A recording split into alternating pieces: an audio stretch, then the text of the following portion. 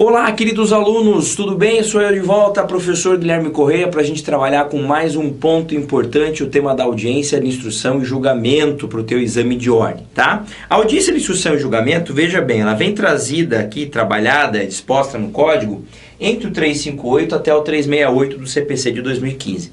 E por que eu acho interessante você estudar a audiência de instrução e julgamento depois que você entende as provas? Porque a audiência de instrução e julgamento é o momento final, digamos assim, o fechamento das provas, e não antes. Então, apesar de estar no código antes da produção de prova, não faz muito sentido você saber o que é audiência de instrução e julgamento e não ter nem ideia do que é depoimento pessoal, que vai ocorrer nessa audiência. E não ter nem ideia do que é prova testemunhal, que também vai ocorrer nessa audiência. Por isso a necessidade de primeiro estudar bem a questão das provas para depois adentrar na audiência de instrução e julgamento. Então, a primeira coisa é entender o conceito e a necessidade, tá? O nome ajuda muito, audiência de instrução. Instrução é o quê? É a produção de provas. Então, é uma audiência destinada à produção de provas e também, se possível for, julgar a causa. Agora, quando é que eu vou ter essa audiência? Toda causa precisa ser julgada, professor, concordo com você. Então, em toda causa eu vou ter essa audiência? Não. Essa audiência só vai ser realizada quando for necessária a produção de prova oral. Olha lá, ó. Quando for necessária a produção de prova oral em audiência. E quando eu falo em prova oral, entenda, ouvir perito e assistente técnico, ouvir testemunhas ou ouvir as partes. Se, no momento do saneamento do processo, o juiz verificar que não precisa ouvir parte, não precisa ouvir testemunha e não precisa ouvir nem o perito e nem o assistente técnico de forma oral, ele não designa essa audiência. Ok? Então, cuidado, essa audiência nem sempre será designada tão somente quando for necessária a produção de prova oral nesta audiência aí. Beleza? Professor, em que momento que se designa essa audiência? Olha o que eu coloco lá. Será designada na decisão de saneamento ou na audiência de saneamento. Claro, aquela audiência de saneamento é aquela audiência de saneamento compartilhado que eu já mencionei com você num dos blocos anteriores. Então, sempre que eu tiver aquela audiência de saneamento compartilhado, nela mesmo, se for o caso, eu já designo a data de audiência de instrução e julgamento, se for necessário. Se o juiz não marcou aquela audiência, mas fez a decisão no próprio cartório, no próprio gabinete dele, ele nessa decisão de saneamento já designa uma data para a sua realização. Beleza? E aí a parte mais complexa e talvez mais importante, sem dúvida nenhuma, é o procedimento. E isso já apareceu em exame de ordem. Já apareceu a ordem das oitivas, a ordem que eu vou ouvir partes, testemunhas e assistente técnico. Isso, repito, já apareceu em exame de ordem passado aí. Mas dentro desse procedimento, antes mesmo de a audiência começar, ela tem um procedimento inicial, que é o chamado pregão. Ó, eu coloco ali, ó, em primeiro lugar, o que acontece? O juiz mandará apregoar as partes, advogados, testemunhas e peritos. O ato de apregoar é justamente fazer o pregão.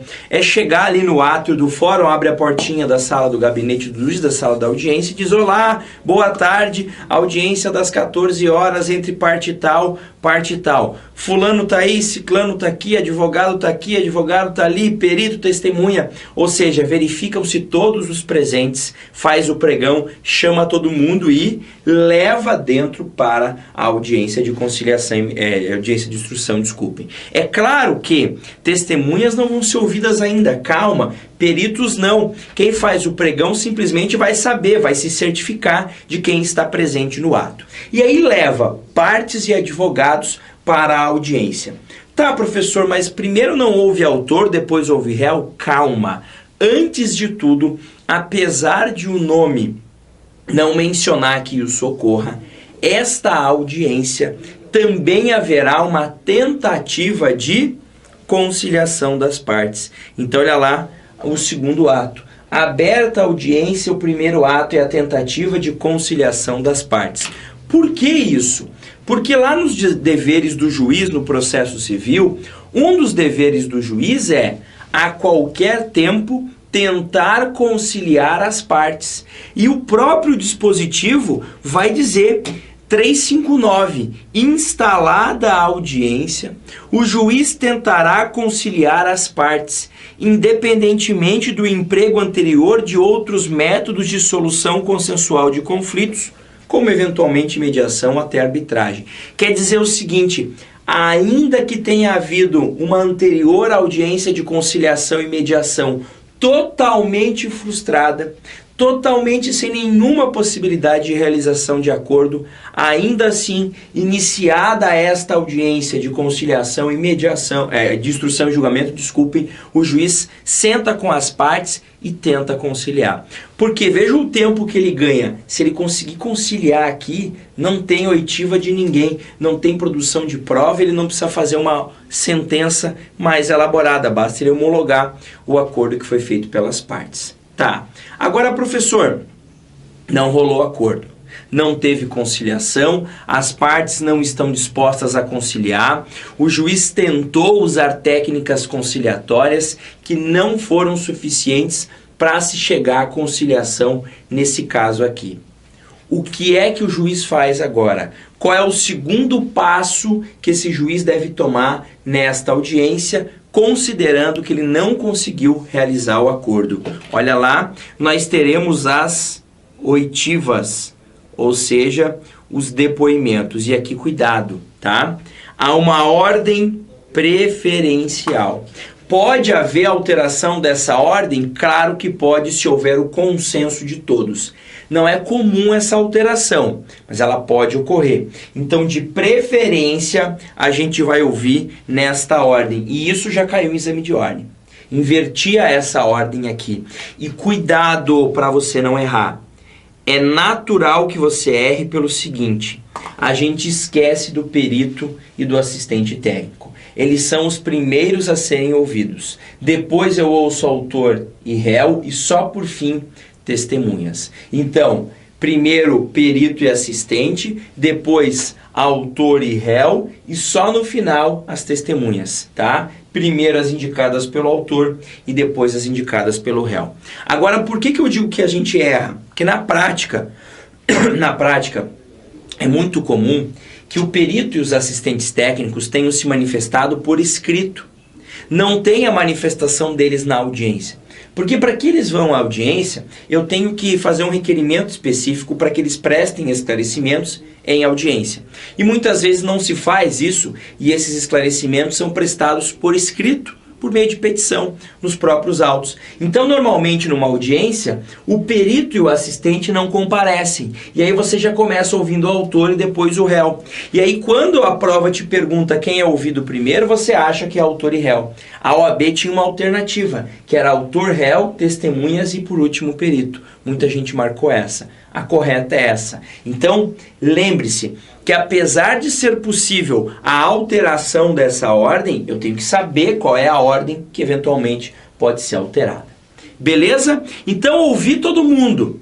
Se tinha perito, ouvi. Se não tinha, pulei direto para o autor. Ah, não tem depoimento do autor, só do réu, então eu vou direto no réu, ouvi as testemunhas, ou seja, encerrada a instrução. Nesse momento, o que acontece? Abertura de prazo para alegações finais, tá? Em regra, ela é feita de forma oral. O que são as alegações finais?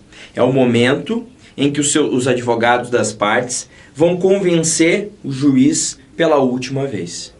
Então eles vão convencer o juiz da tese que eles trouxeram, agora já com as provas produzidas. Então eu tenho prova produzida, tenho a minha tese inicial, tenho prova produzida. Agora eu vou fazer o que? Relacionar isso, dizer, ó juiz, eu afirmei que ele furou o sinal vermelho, tanto que foi confirmado pela testemunha 2.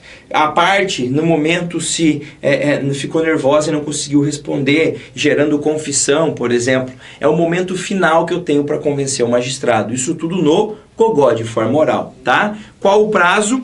20 minutos para cada parte, com possibilidade de prorrogação de 10 minutos. E aí, uma observação bem interessante aqui, ó, que se cair em prova, todo mundo erra, você vai acertar, tá? Olha lá. Em caso de litisconsorte ou intervenção de terceiro, o prazo será de 30 minutos, divididos entre os do mesmo grupo, salvo convenção em contrário. Então vamos lá. A lei vai dizer o seguinte, prazo é de 20, prorrogável por mais 10. Se eu tiver 3 autores, por exemplo, tá? A lei diz que eu pego o prazo original de 20 e somo ao da prorrogação, que é 10. Então vira 30. 20 mais 10, 30. Eu pego esses 30 e divido entre os 3 autores. 10 para cada um. Agora, pode ser que tenha um advogado de um autor que diga, eu não falo bem, eu tenho vergonha, tal, eu me sinto muito constrangido, eu cedo os meus 10 minutos, se vocês dois quiserem falar 15, à vontade. Pode, sem problema nenhum. É que se não tiver acordo entre os advogados das partes, que estão no mesmo polo da relação, aí sim divide-se de forma igualitária o tempo. Professor, se forem 6 autores, 5 minutos para cada um, salvo uma convenção em contrário, tá? Então, repito, a redação da lei diz que eu somo o prazo originário de 20 com o prazo da prorrogação de 10. Isso tudo dá 30 e divido entre os membros do mesmo grupo, salvo se houver alguma convenção dizendo que a divisão vai ser diferente, tá? Agora, uma questão que sempre surge, professor, eu não falo bem e tenho vergonha de falar. Eu posso solicitar ao juiz para apresentar as minhas alegações finais de forma escrita, né, aquilo que a gente chama de memoriais escritos? Não. Você não tem esse direito. Claro, o direito de pedir você tem. O que eu quero dizer é que você não tem o direito de apresentar de forma escrita. Você até pode pedir para apresentar de forma escrita, mas não quer dizer que você vai conseguir. E o juiz não é obrigado a conceder esse prazo para você.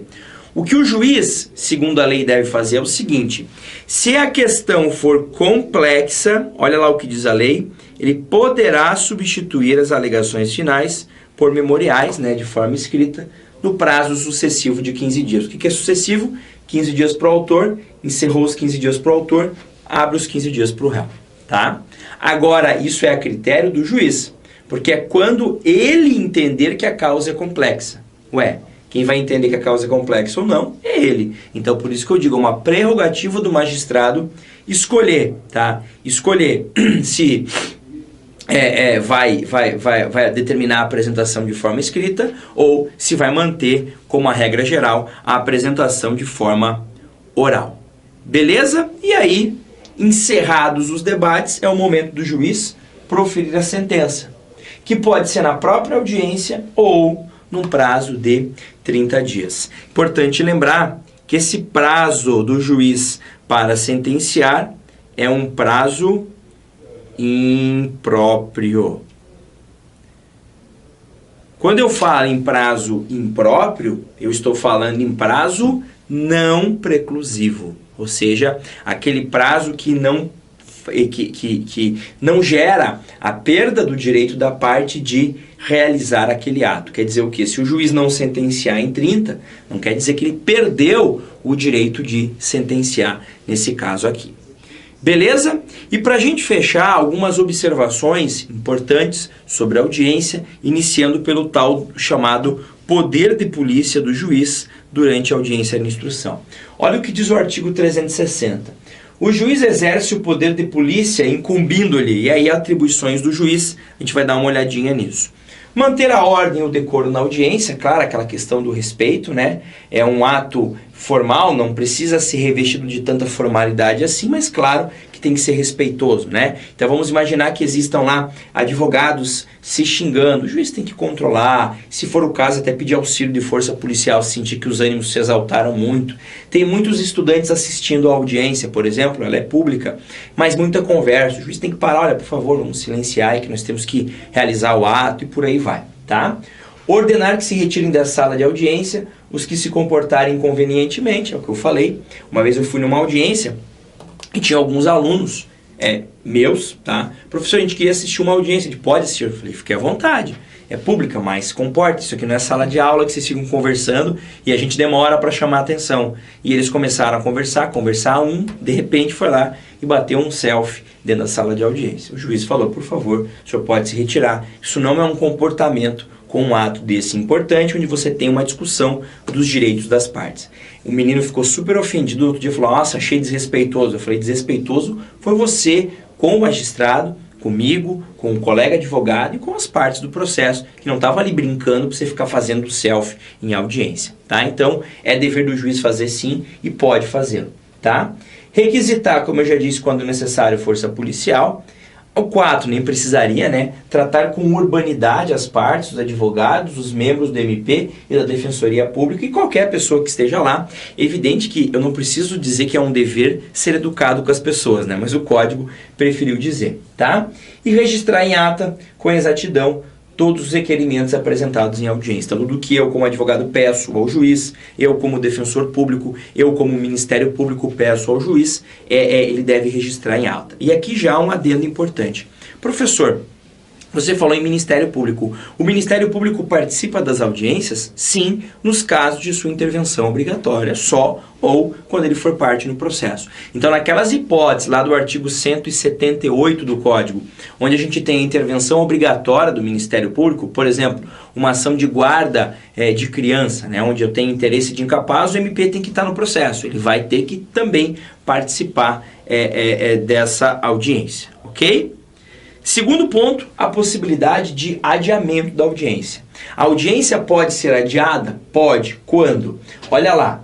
Convenção das partes, se não puder comparecer por motivo justificado qualquer pessoa que dela deva necessariamente participar, ou por atraso injustificado de seu início em tempo superior a 30 minutos do horário marcado.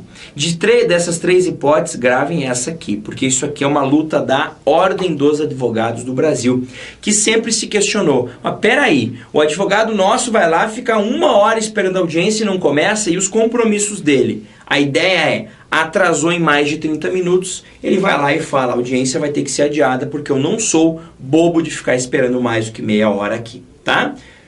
É um direito que o advogado tem, você não é obrigado a exercer, né? Às vezes, como advogado, você fala, peraí, meu cliente está esperando essa audiência há tanto tempo, que se eu pedir para adiar agora, vai ser um transtorno para ele, então eu vou esperar e paciência, tá? Mas é uma possibilidade que existe, tá? E aí, ó, uma observação bastante importante é a do parágrafo 2º e do parágrafo 3º. A do parágrafo 2º é a mais importante de todas, porque também é uma novidade desse nosso CPC de 2015. Olha lá, o juiz poderá dispensar a produção das provas requeridas pela parte cujo advogado ou defensor não tenha comparecido à audiência, aplicando-se a mesma regra ao Ministério Público. Então vamos imaginar que eu sou autor de uma demanda. No dia da audiência, o meu advogado, que pediu para ouvir algumas testemunhas, não foi na audiência. O juiz pode dispensar essas testemunhas, dizendo, o advogado não veio, era ele que sabia por que era importante, eu não vou ouvir. O juiz não é obrigado a dispensar, ele pode dispensar. E muitos acabam dispensando até como uma forma de punição, né? Peraí, você pede a produção de uma prova porque você diz que é importante. Aí no dia do ato, para ouvir essa prova, você não vem? Então que se dane. Presume que isso aí não seja importante e acaba dispensando, tá? E aí lembrar, né, que sempre que você tiver um adiamento, né, as despesas acrescidas desse adiamento são arcadas por quem deu causa, claro, se for de forma injustificada. Exemplo, uma testemunha não foi na audiência porque não quis. Marca uma nova audiência, marca. E essa testemunha que paga as custas, tá? Agora a testemunha não foi porque se acidentou no caminho. Aí não, aí evidentemente você não pode punir a testemunha por essa situação, já que a ausência dela foi uma ausência plenamente justificada, tá? E claro, sempre que você tem adiamento, antecipação da audiência, você deve intimar, né, os advogados ou até a própria sociedade de advogados a respeito desta nova data da audiência, tá? A questão da unidade da audiência. Em regra, nós temos uma audiência de instrução e julgamento no processo, mas é claro que ela pode ser cindida, dividida. Olha ali o que diz a lei. A audiência é una e contínua, é uma só, e a partir do momento que começa, ela acaba. Ela não tem interrupções, pelo menos em regra. Começou dia 10, vai acabar no dia 10, não importa o horário, pelo menos em regra. Mas é possível, tá, que de forma excepcional e justificada, ela seja cindida, tá, na ausência de perito ou testemunha, desde que haja concordância das partes. Então imagine que são 7 testemunhas para serem ouvidas. 5 estão lá. Ouço as 5 e posso ouvir as outras 2 num outro dia, tá? Agora, cuidado, as partes precisam concordar com isso. Porque, às vezes, tem 7 testemunhas para serem ouvidas. 5 minhas estão presentes, as que eu arrolei. 2 da outra parte não vieram. O juiz fala, vamos ouvir as 5 primeiro? Eu falo, não. Porque essas outras 2... o advogado deles vai passar o que elas disseram para elas. Não quero ouvi-las, não. Eu quero ouvir todas no mesmo dia. Então, se não houver concordância nesse caso, a audiência não poderá ser cindida. E a outra situação em que você pode ter, digamos, essa cisão da audiência, é quando não é possível você fazer a instrução, alegação final e julgamento no mesmo dia. Pode ser que a instrução esteja muito atrasada, o horário está muito adiantado, todo mundo muito cansado. Aí eu marco para o dia seguinte, ou, né, se não tiver o dia seguinte, a data mais próxima possível, claro, sempre em pauta preferencial. Quando a gente fala em pauta preferencial, quer dizer o quê? Numa pauta específica para aquilo. Por quê? Essa audiência já começou, não é uma audiência do zero, então é interessante que ela tenha preferência para que seja reiniciada, tá?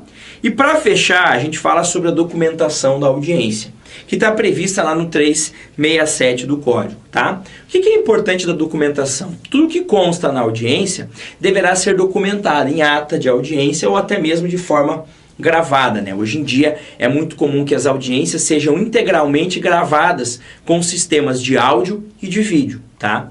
Isso é possível? É possível e vem ocorrendo.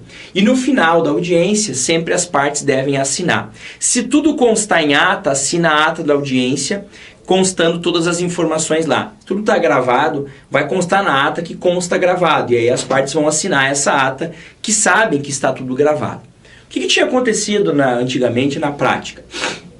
Muitos advogados reclamavam que na hora de passar o arquivo para o sistema de gravação, alguns trechos eram omitidos, tá? Reclamações muitas vezes infundadas, porque como é que eles iam omitir?